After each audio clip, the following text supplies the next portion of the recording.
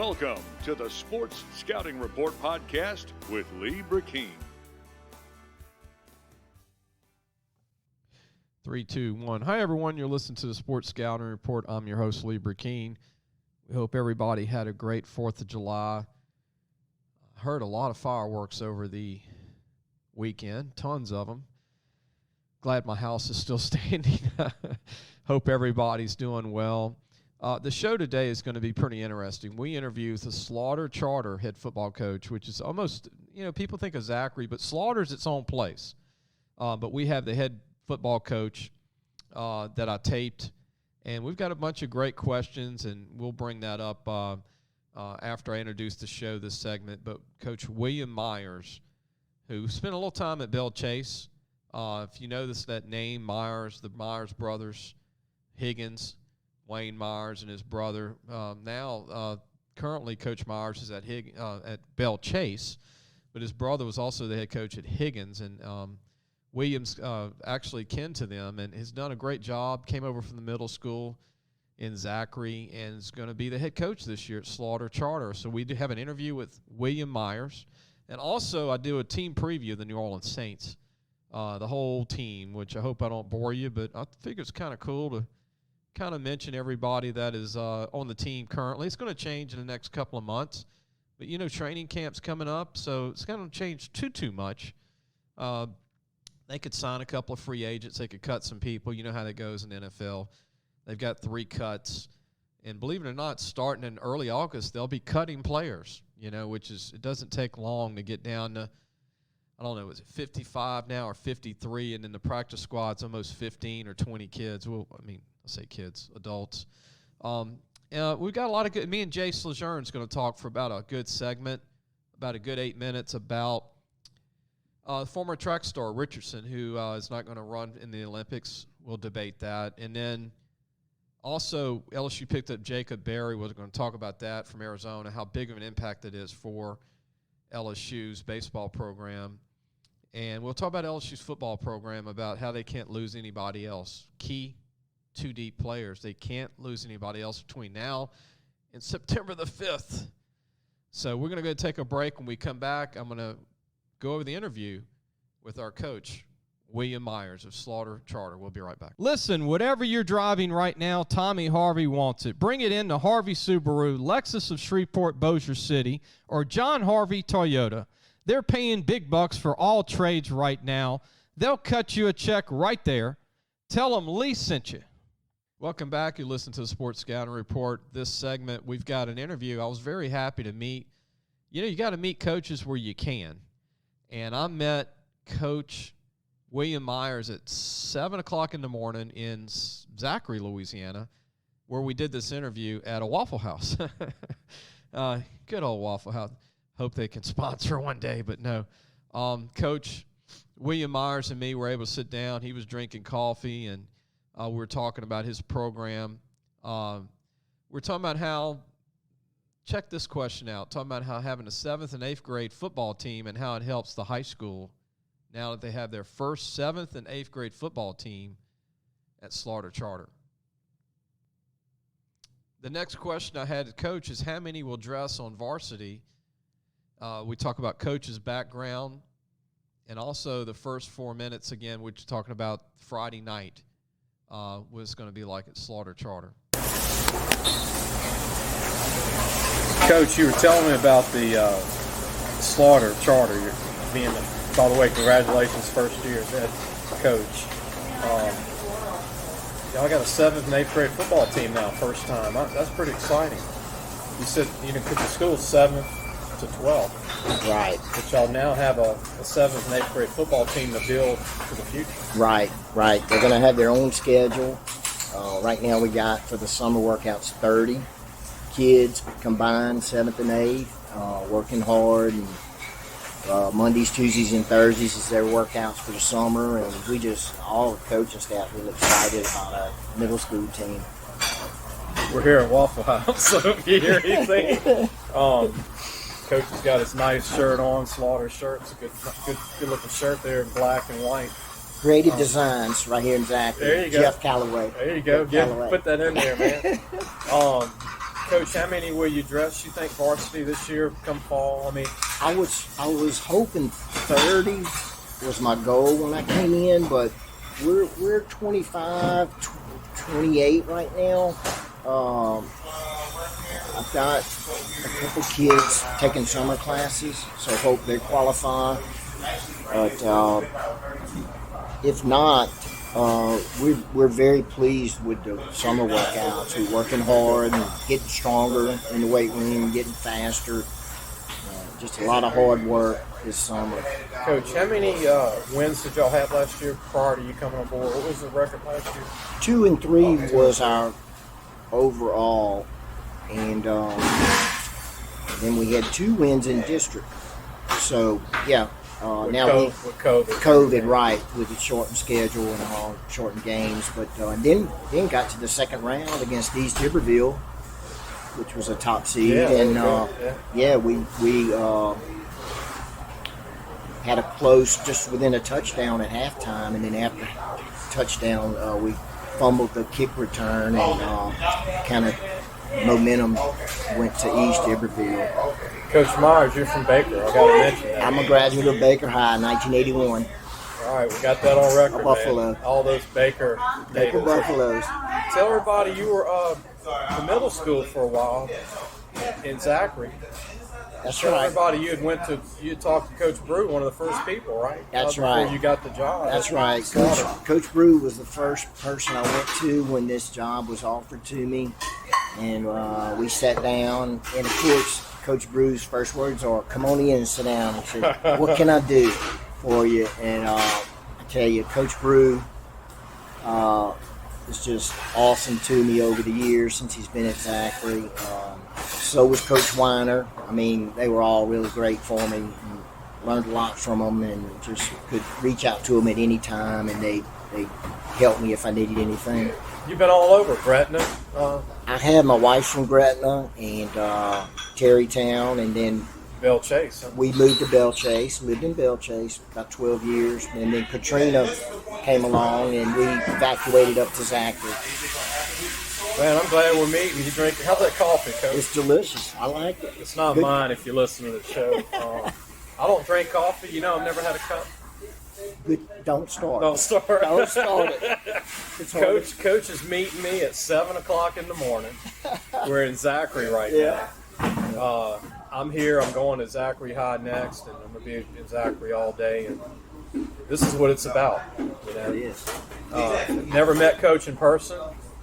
Coach knew me. I've heard Coach's name before. I never met you in person, but it's good to meet you today. Yeah, I was at the middle school here in Zachary for 15 years, and always followed high school sports. I love Friday nights. There's nothing like Friday nights. So you knew about our magazine, Coach in middle school. Yes, yeah. Absolutely, yeah.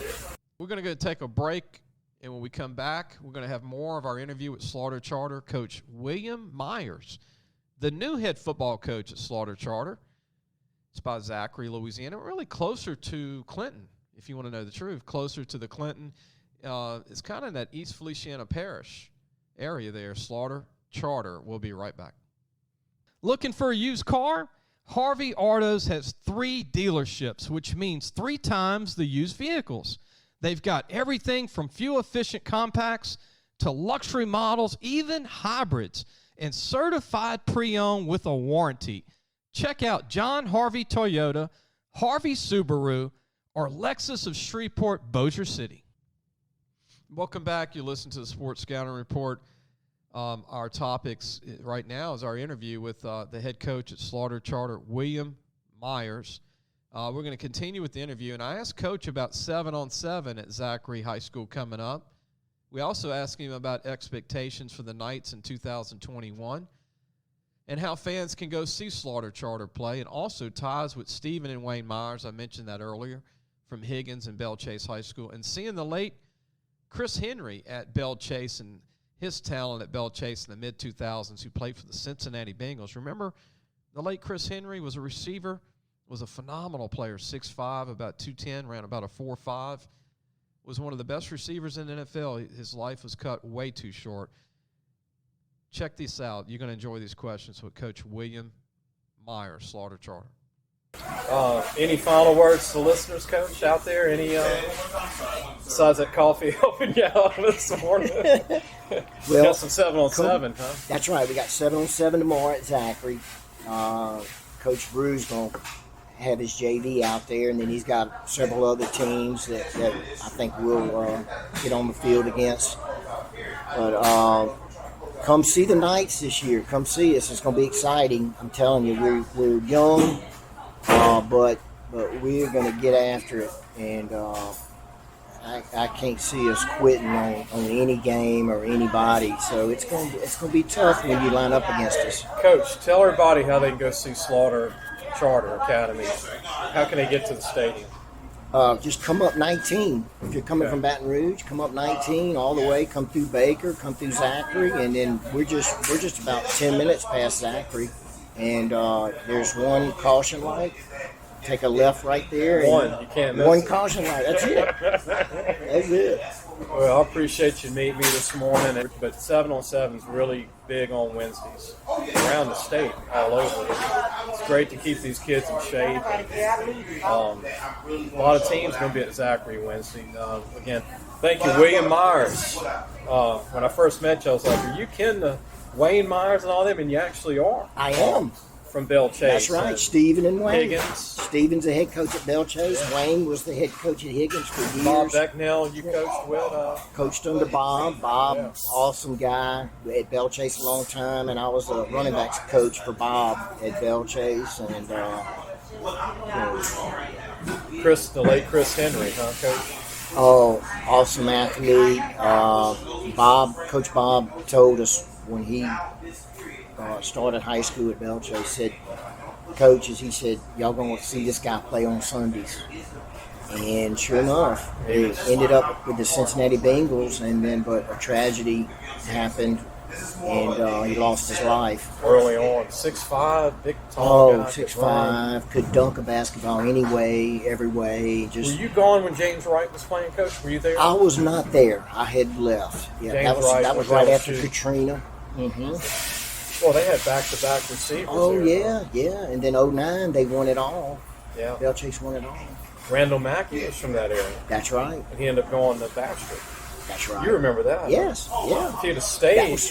That was the evacuation part. South Plaquemines. That's right.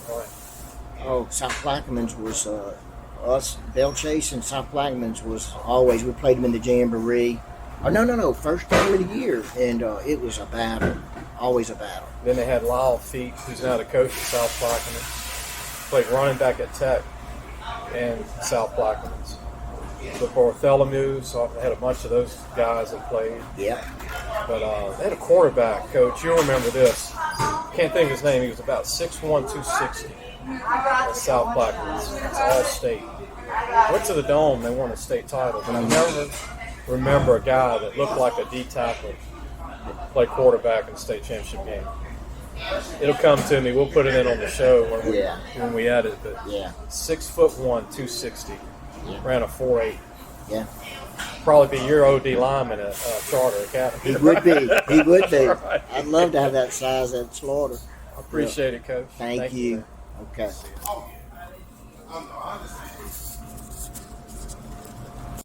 Hope you enjoyed that with Coach William Myers. I really enjoyed meeting Coach. Had a chance to meet him for the first time face-to-face. I'd heard of him. He had heard of me, and it was good to sit down and talk to Coach William and promote Slaughter Charter. You know, this program's about promoting all schools, not just the big names. I mean, every school matters. All kids matter, and we really enjoy doing that. We're going to take a break. When we come back, Jace LeJeune is going to join me, and later in the show, we're going to have the Saints preview for the 2021 season, which I'm not really high on. We'll talk about that. But we'll be back with Jace LeJeune, and we'll talk about track. We'll talk about the Olympics. We'll talk about LSU baseball, and we'll talk about LSU football. We'll be right back. So, hey, guys, just wanted to take a minute to tell you about Harvey Autos. If you need a new or used car, there's 3 great dealerships right here worth checking out. John Harvey Toyota, Harvey Subaru, and Lexus of Shreveport, Bossier City. Low prices, honest people. Tell them Lee sent you. Welcome back. You listen to the Sports Scouting Report. I'm your host, Lee Brecheen. Today, for a segment, we're going to have our editor join us, Jace LeJeune. Jace, thanks for being a part of the show today.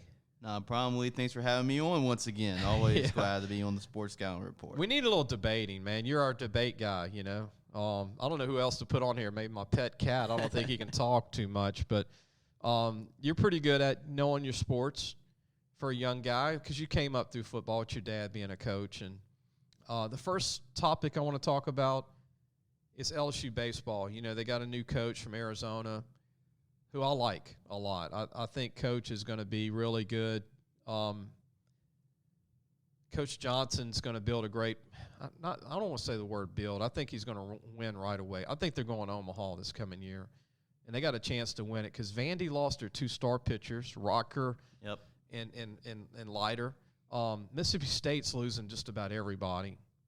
I'm not going to say they're all going to be rebuilt. I'm just saying it's one of the greatest teams in the history of Mississippi State. They're losing a lot of key guys. I think they're still celebrating down there in Starkville now. I would be. I'd have those cowbells and a bunch of refreshments, and I'd be sitting in the stadium, and I don't know if I'd work this week at all, you know. Coach Lomas, man, what a great young coach. I mean, they're not going here. I'm just saying I don't think they'll be as good as they were this year. They lose their closer. They lose their Friday night starter who's going to go pro.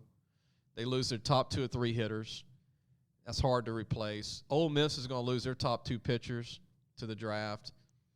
Florida's going to lose 3 or 4 starters. That's not going to hurt them. They just keep bringing them in. Tennessee's going to lose a lot, too, from this year, too. Arkansas loses a ton.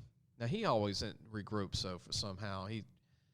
Arkansas's got the worst luck in the world. They can't win a championship in baseball. I thought they would win it this year. Yeah, it seemed like they were the best team all year long. But they had the most dominant closer in college baseball. He's moving on, and their 2 top 3, 4, 5 pitchers are losing, and 3 underclassmen.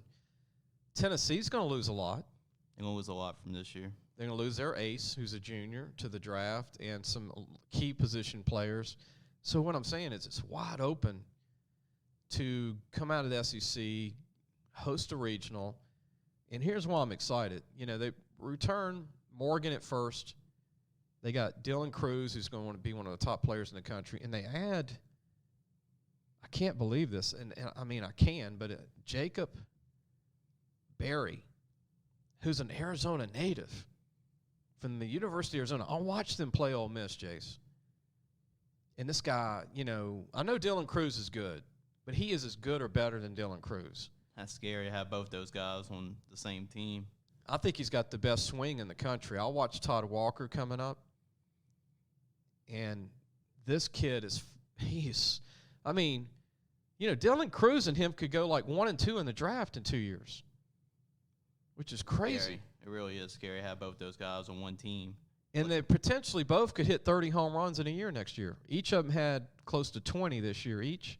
And they were both true freshmen. They're both All-Americans. They're on the USA team right now cranking home runs out like crazy.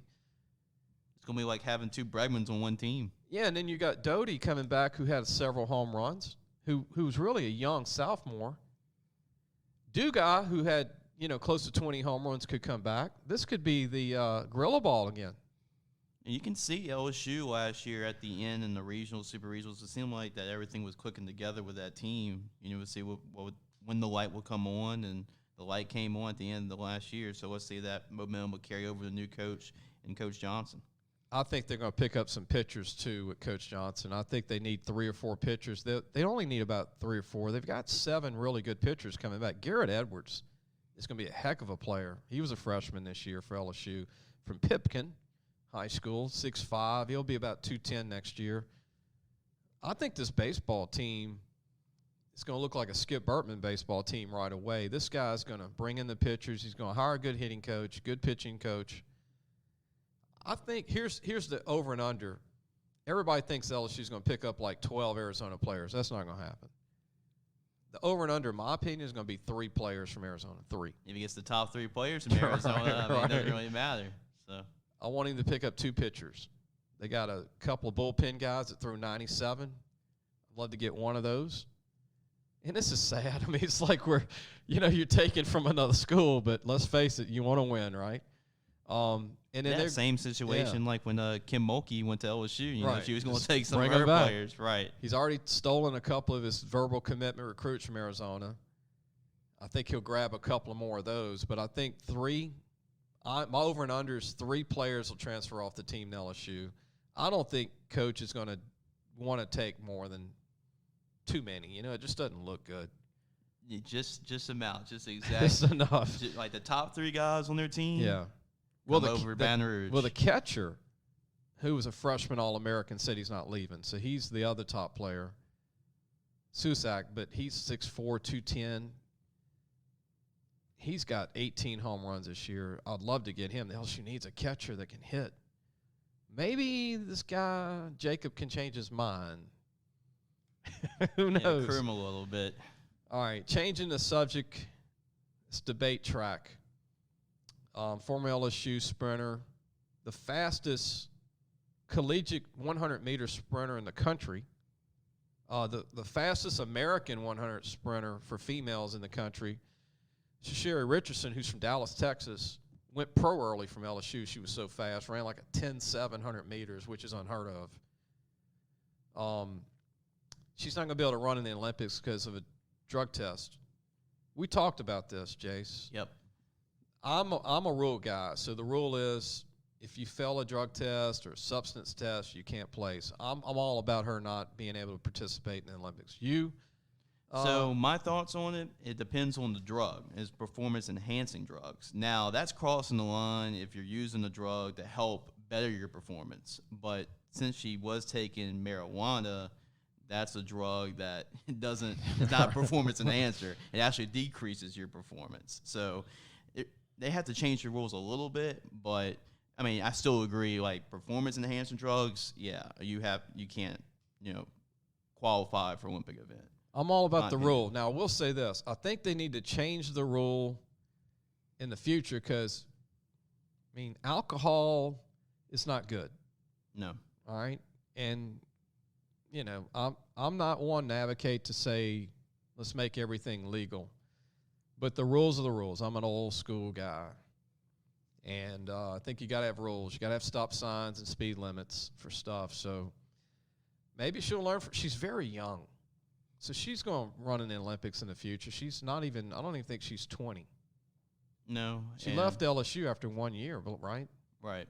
And I think she's dealt with a lot of personal stuff in her life. And, marijuana is like a, coping mechanism to help her through some tough times. I think she's from the famed high school in Dallas, Carter, I believe, which is the famed football program.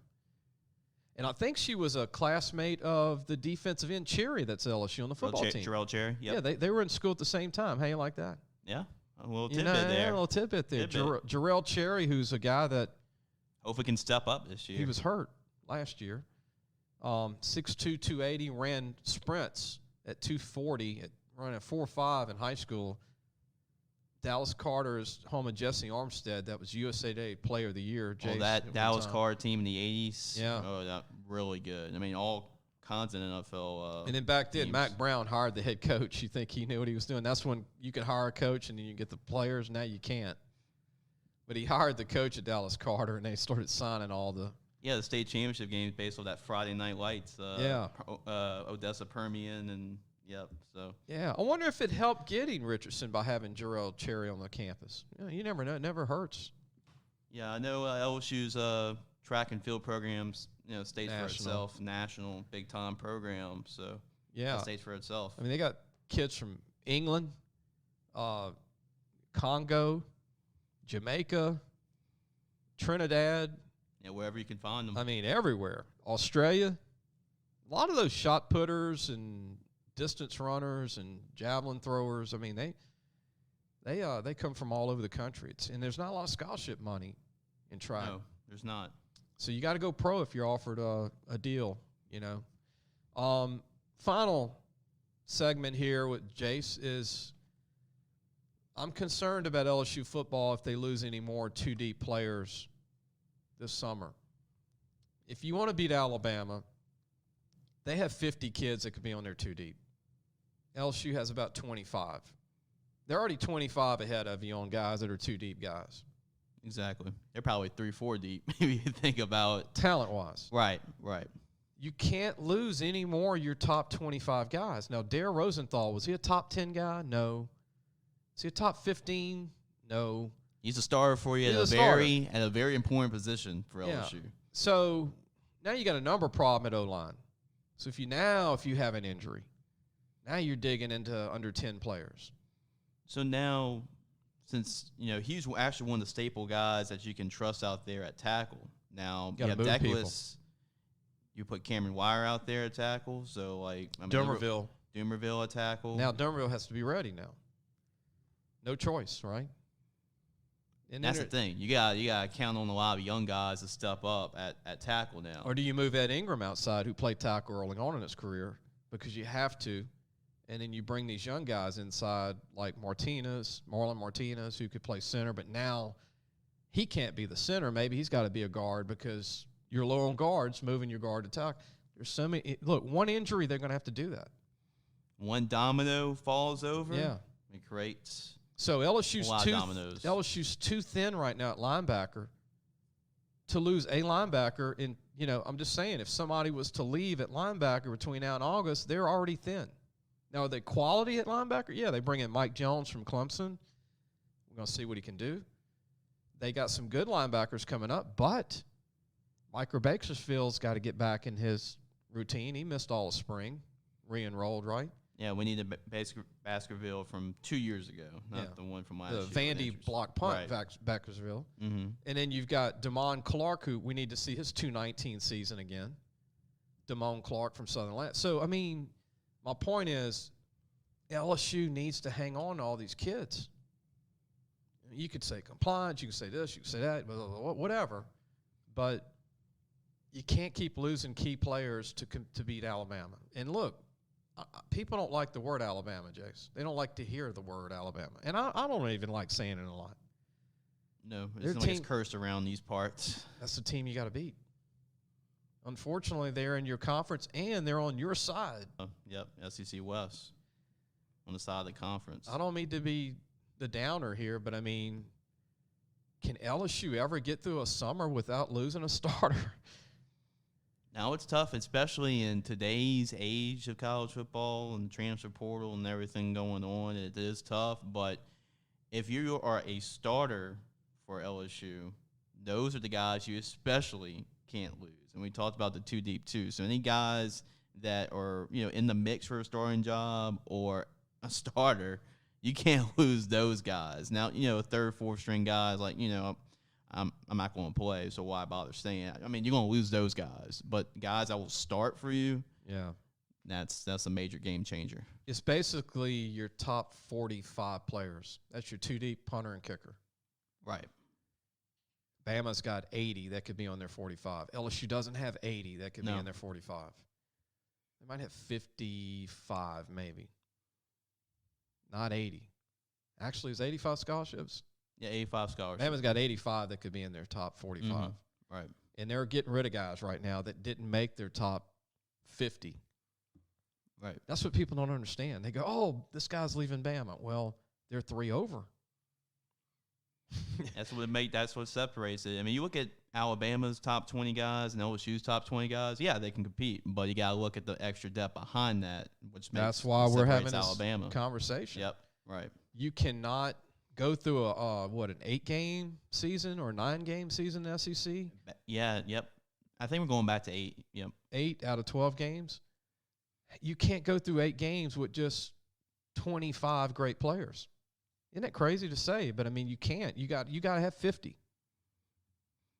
Maybe you can sneak by in the East, but certainly not in the SEC West. Look, Tennessee might have 12 players that are SEC quality starters this year. Did you see Tennessee's offseason? Yeah. They lost 31 players. Yeah, and they got a 5-star quarterback come in, and he was kicked off the team. Musical chairs for transfer portal. Here's the crazy thing about Tennessee. They're so desperate for players. They're taking a DB that already transferred to Georgia from Alabama. It was only there a week, and now he's at Tennessee. Talk about rebuilding job. Here's a great stat. Did you know Tennessee lost 8 linebackers off their roster this offseason out of 11? Yeah, I've heard that. And they brought 3 in. Guess what? They got 6 for the whole year. Yep. This is incredible because if you look at Tennessee with Coach Fulmer, like, probably about 10, 15 years ago where they were good, and now it's unbelievable how much they dropped. They signed All-American, Casey Claus and Albert Hainsworth. Early John 2000s, Henderson. they were rolling. They got every running back out of Georgia that was anything. They got all these California recruits. Kevin Burnett played for the Cowboys. I mean, they got so much talent. And now Tennessee, they don't even have a backup linebacker going into the season. Me and you could walk on right now to Tennessee if they allow people over 25 to walk. I'm serious. They have no backup linebackers. No backup linebackers. Isn't that scary? It is really scary. And in the last couple of years, they couldn't find the quarterback. And especially if you don't have a quarterback, you can't win in the SEC. I mean, they got the worst quarterback setup I've seen in a decade. I mean, no offense to Jarrett Garantano, but he was horrible. I could have played quarterback better than Garrett. I mean, yeah, he had one good game against Auburn, and that's about it. I mean, every other game was pretty tough to watch. In Vandy, poor Vandy, they fired their coach. Now their coach is at Auburn, Coach Mason. 40 players have left their program. How would you like to be their new head coach? In Auburn, by the way, they've lost 28 players in all season. They have no depth. And if they beat LSU this year, that's going to be tough for LSU fans, especially with T.J. Finley going over there. Right. And extra, salt to the wound. This is fun. Happens. We didn't mean to go through the SEC, but I think people enjoy it. I'm curious about the SEC this year. There are a lot of, question marks this year. You ready? Since we're in it already? Yeah, might as well. We're deep in the rabbit hole already. Okay. My teams to go to Atlanta. What should happen. Mm-hmm. It's not going to be popular. Okay. Alabama. Should be Alabama, Georgia. Yeah, I mean, it should be those two. I mean, until somebody proves it. But Georgia, I don't think their coach is a good game day coach and a good developer of talent. I think he's a great recruiter. Kirby Smart, he just looks like a guy that can get him there. Because those 5 stars look like 3 stars out there. I think Florida still can end up beating them with half the talent. Not that Florida didn't have talent, but Florida didn't have Kyle Trask anymore. That's going to hurt. Mm-hmm. But I think South Carolina is a sleeper this year. Yeah, South Carolina. I think Missouri. Kentucky too. Missouri could be a sleeper this year. Kentucky. Stoops has done a good job at Kentucky. He doesn't have a quarterback. That's what's kept him from going places. LSU could go to Atlanta, but they got to beat Alabama. Yeah, got to go through them. Yep. I don't see Bama losing to Ole Miss, State, Arkansas. I don't see Georgia beating Alabama this year during the season. Yeah, I don't see that happening. And then who's you got to beat the master, and Kirby Smart hasn't beat the master yet. The sleeper team to me this year is Ole Miss. I think Lane Kiffin, he's got some phenomenal athletes. Could have beat LSU in Tiger Stadium last year. LSU only had 30 players for the game. Butte went off on them for 300-something yards. He went absolutely insane in that game. Max Johnson had great throws in that game. That's why Max is in the conversation. That game and Florida game. Yeah, those last 2 games were phenomenal. Pretty good. Yeah, for an 18-year-old kid at 6'5" to do that. But I think Ole Miss is going to be a tough win for LSU this year. I really do. It's going to be in Oxford, and now Lane's got all the parts and pieces he needs. Now, I know they don't have a great defense, but they have more talent now. And now he's got the offense he wants, and that quarterback didn't have a good night against LSU, good day. Yeah, he had 2 Matt memorable Corral. games. Matt Corral. But he's a good quarterback. Yep, he almost threw for 4,000 yards last year. So he's back. They got all their running backs back. They got all their O-linemen back, all the receivers back. It's scary what Ole Miss could be. And Lane Kiffin's always unpredictable when it comes to game days. And LSU does not play well in Oxford. I've been to 2 games personally there, lost both games. I'm not going back. I'm bad news for LSU fans. I was there when Mettenberger was the quarterback. I knew you were going to bring that one up. And it had Jeremy Hill, Jarvis Landry, Beckham, Kenny Hilliard, Terrence McGee. Yeah, it wasn't a good game for Mettenberger. They got beat badly, and and Ole Miss had 12 players hurt. Yep. Oh, I remember that game. It wasn't a good game, and Mettenberger could not move. they started coming after him and sacking him and making him rush his throws.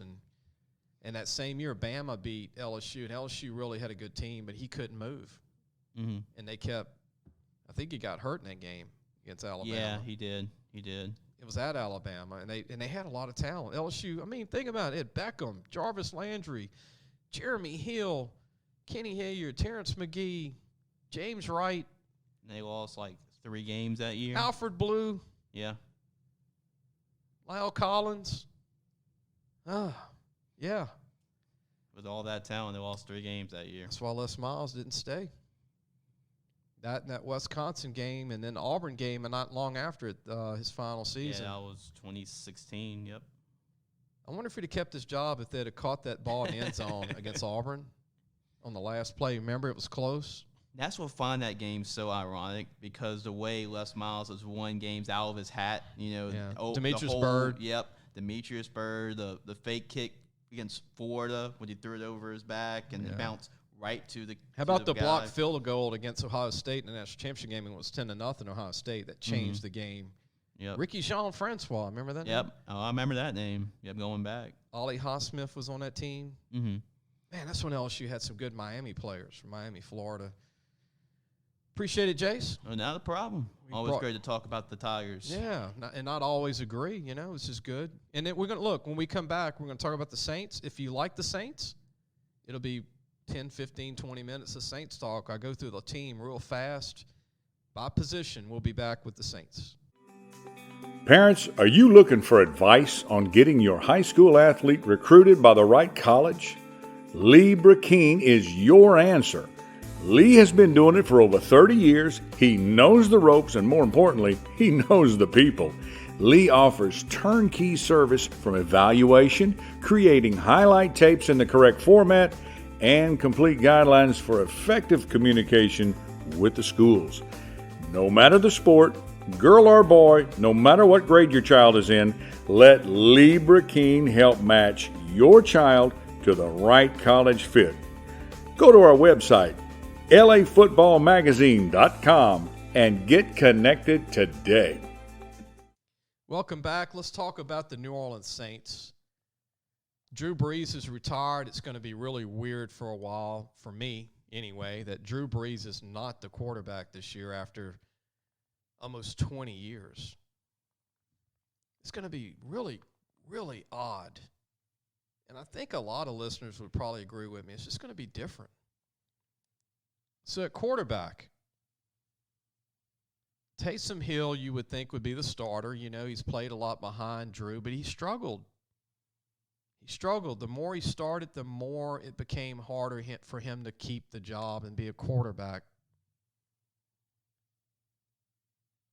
They picked up Trevor Siemian from another NFL team who's from Northwestern in Chicago, 5-year vet. And they got Jameis Winston, who's trying to set the redo button on his career. And he's not in Tampa Bay anymore. And he got a little playing time last year and did a pretty good job. But the future at quarterback, I don't think, is Jameis Winston long term. It's not Trevor Siemian, and it's not Taysom Hill. I think the rookie Ian Book from Notre Dame is a guy that's not just a helmet guy that's brought in late in the draft. I think he's a serious contender. If Winston was to struggle, if Trevor Siemian struggles, which could happen, and Taysom Hill doesn't take the job like he should, you might see a rookie play the final half of the season. They might just go ahead and do the rebuild mode if this doesn't work out with these guys. Because you basically got 3 veterans and a rookie. I'm pulling for Jameis Winston to be the guy that we all thought he would be when he came out of Florida State. When he played for Jimbo Fisher and they won a national championship, Jameis Winston was a freak of nature like Cam Newton. Things didn't work out in Tampa Bay toward the end of his career. He ends up in New Orleans. He had a couple of good games last year replacing Drew when Drew was hurt. He did a good job.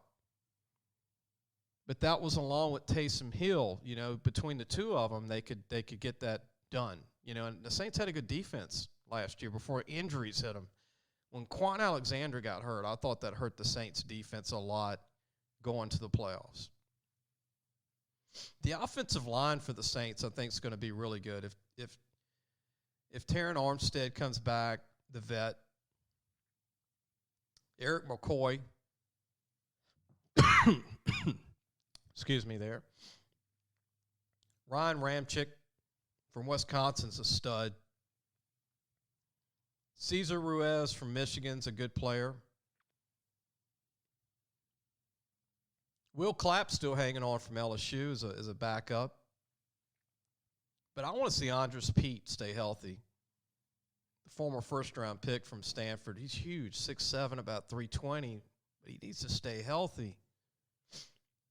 And then at wide receiver, you've got Deontay Harris, who's okay. He's showed flashes, the little guy, 5'6", 170.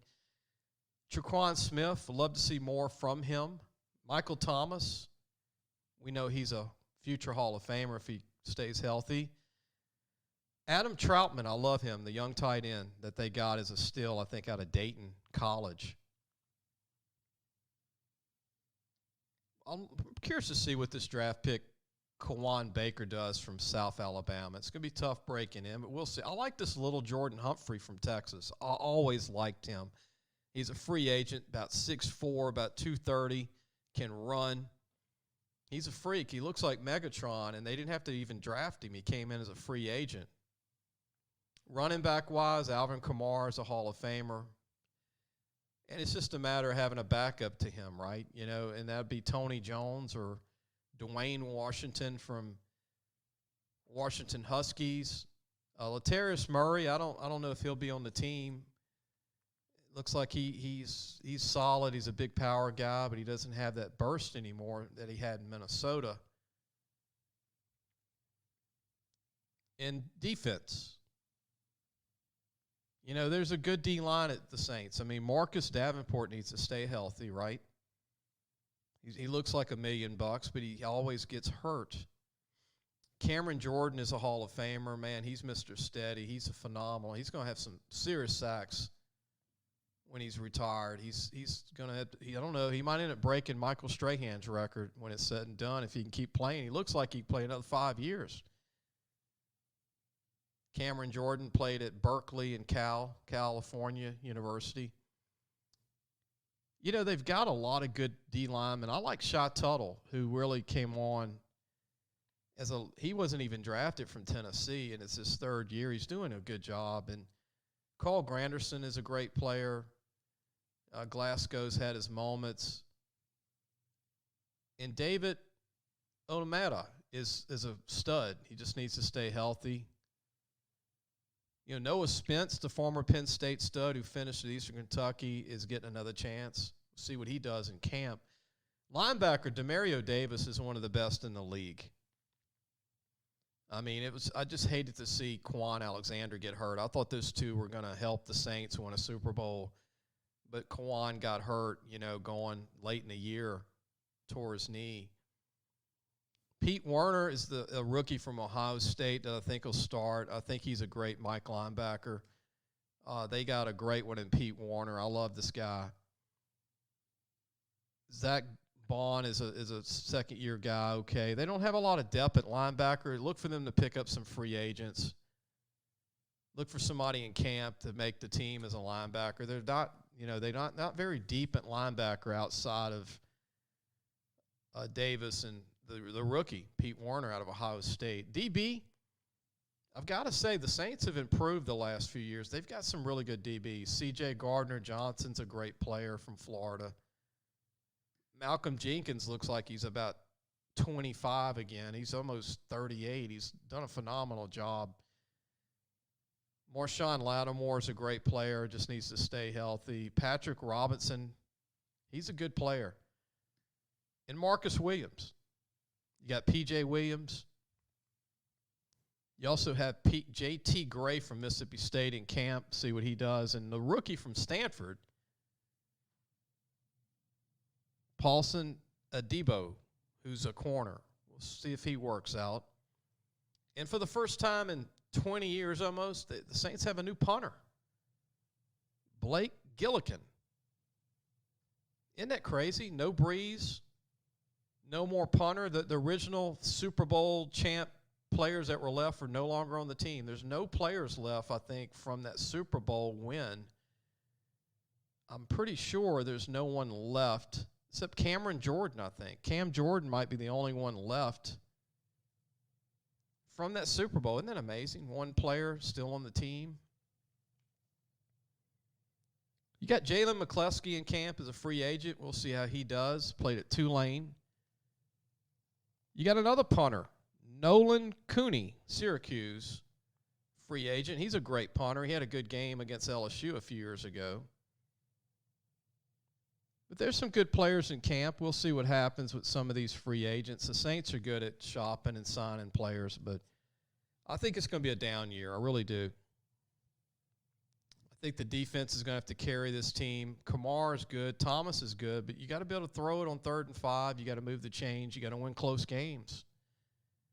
And, Brees, all the great ones win the close games. Brady won tons of them last year in Tampa Bay and did it for years with New England.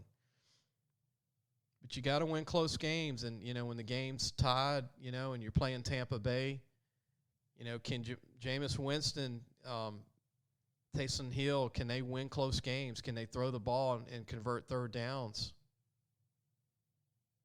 Can they get touchdowns late in the game instead of field goals? So I got the Saints going 8-8. Not going to be a fan favorite with that prediction, right? But I've got them going 8-8. If they do better than that, be shocked. I don't know. They might shock and win 10 games. They might go 10-6. But, Tampa Bay's in that division. Carolina's getting better. Everybody's getting better in that division. Atlanta's still going to be pretty good. I mean, they've got some great players. It's going to be a tough season for the Saints, I think. Like I said, you might see Ian Book be the quarterback late in the year if Jameis Winston and Taysom Hill, they don't pan out in the first 7-8 games. That's what you do now. You just prepare and get the guy experience, see if he can do it or not, or do you need to draft a quarterback? But I'm rooting for Jameis Winston. If he pans out, that means they'll at least win 10 games and go 10-6, be a wild card team. I think that's the best upside, is to be a wild card playoff team. If I'm wrong, I'm hoping I'm wrong. I'm hoping they win 10 games. I hope everybody enjoyed the show.